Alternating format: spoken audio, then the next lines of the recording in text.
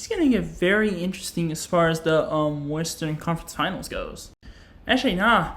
Both sides are going to be really interesting because they're both 2-1 and kind of ended the same way so far. Thunder and Pacers were up 2-0, but then Game 3, Minnesota completely clobbered the Thunder, and then New York actually came back against Indiana. Those were both road games as well. Every single time a road team plays a game in this conference finals, they all won. That might be a first in conference finals history if I'm not mistaken. Probably not.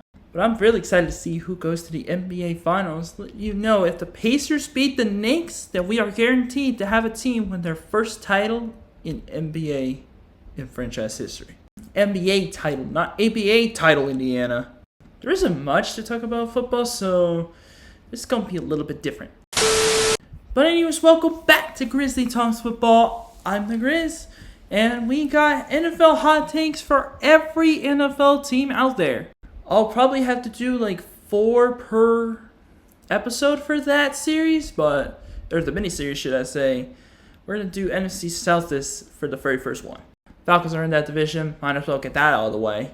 So obviously, what a hot take is a unpopular opinion that has a possibility of happening.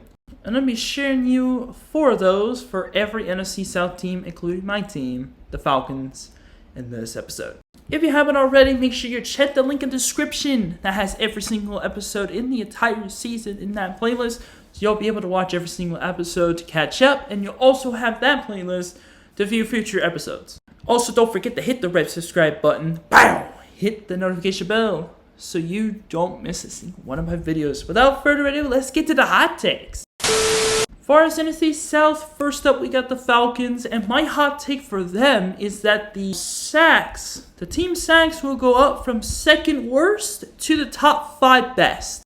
If you already noticed, the Falcons drafted 2 pass rushers in the first round in Jalen Walker and James Pierce.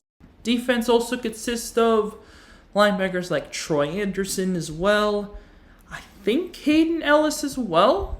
And you got a secondary with A.J. Terrell. Richie Grant's gone, by the way. Jesse Bates, potentially Xavier Watts. I'm not sure how they're going to use Xavier Watts and Billy Bowman, but that should be interesting.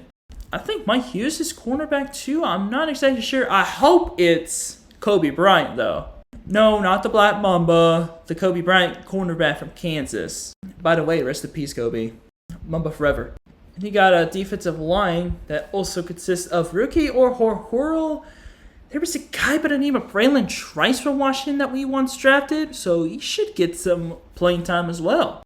This defense has potential to do some damage, and I feel like they can actually get a ton of sacks, especially with the additional pass rush they got in the draft. And yeah, especially with the safeties, you got Justice Simmons probably on his way out. Same with Matt Judon. This was definitely much needed, especially with the Xavier Watts selection. People think that's going to be a steal.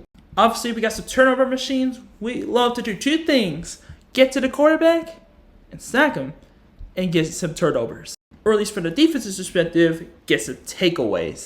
Really do hope that defense turns into something else. Out of this world, should we say, out of turnarounds. Up next, we got the Tampa Bay Buccaneers.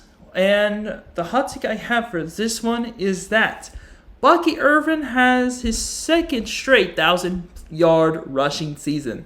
I'm just kidding. I feel like Bucky Irvin is going to achieve that. But the hot take I really have is that Jalen McMillan will get at least 800 receiving yards as the 3rd receiver option. You guys know the receiving core for Tampa Bay. There's Mike Evans at 1, Chris Godwin at 2. I don't know how people judge that, but that's kind of how I see it. And then you got Jalen McMillan and Emeka Buka that they got in the draft. They obviously have an incredible offensive line led out by one of the best offensive tackles in the league, Tristan Wirfs. Great running game. I mean, Rashad White's pretty good, but Bucky Irvin, he's the man. Then you also got a great quarterback at Baker Mayfield. Remember, I put this guy in my top 10 QBs for the upcoming season. Defense looks good as well, especially with Vita Vea, Lavonte David coming back, Antoine Winfield, one of the best safeties in the league. This team is definitely prepared to win another NFC South title, to much of my dismay. But Jalen McMillan isn't exactly talked about as much. Like last season and his rookie season, he had 37 catches for almost 500 yards and 8 touchdowns. Like, it wasn't bad, but I feel like he should get more receiving yards than that. I think especially with Chris Godwin's little season-ending injury and Mike Evans' age, he could really have a bigger role in that receiving core and he could go off. Mika Buka might have the same treatment as well. Watch out for him on those Offensive Rookie of the Year ballots. Up next, we got the Carolina Panthers. I will say Ted McMillan wins Offensive Rookie of the Year. I mean, come on, the guy is 6'4". Like, he's a bigger target for Bryce Young to be able to go and throw the ball to. If he can do that, if he can throw the ball accurately, he could put it on the money. I think he has a good chance of turning this team into a playoff contender. Ted McMillan was definitely a huge addition to that offense. My biggest concern, though, is the defense. Like, it's not great, but it's not complete ass. But it's very questionable, in my opinion. That's why I feel like this could be just a reincarnation of the Bengals. Like, a very good offense, almost like the Bengals. But also a very crappy defense. But I do think Ted McMillan is going to prove why he is a wide receiver 1 in the NFL. And there was also a guy that Carolina signed to an undrafted free agent, or was it in the draft? I can't remember. It was like a 6th-round pick, perhaps. Oh yeah, Jimmy Horn from Colorado. He could potentially steal that as well. And finally, for the New Orleans Saints, I'd say New Orleans Saints win 7 games, and Tyler Shock secures the starter position and throws for over 30 touchdowns.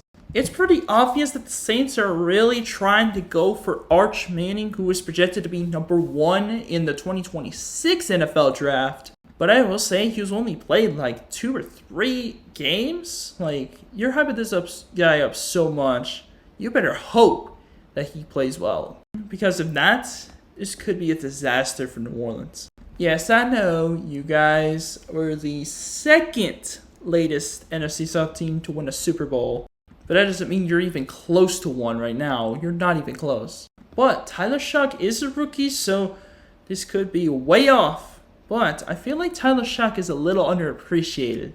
He is about 26 or something like that. I can't remember what they said he was, but he does have some experience at QB. And if they can use him correctly, this could really turn ugly for the other NFC South teams, including the Falcons.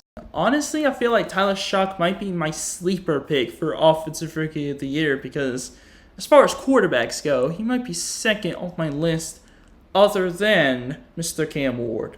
Because as you know, Derek Carr did retire earlier this offseason, so Tyler Shock, as of right now, is the starter at the moment.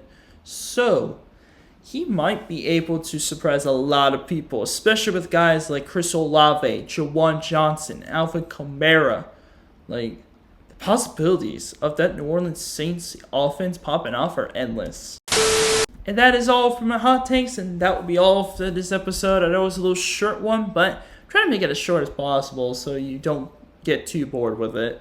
Anyways, if you enjoyed this episode, make sure you give it a big thumbs up. Wow! Hit that red subscribe button and hit the notification bell so you don't miss a single any one of my videos. This is the Grizzly signing off for now. Until next time, I will see you guys later. Peace!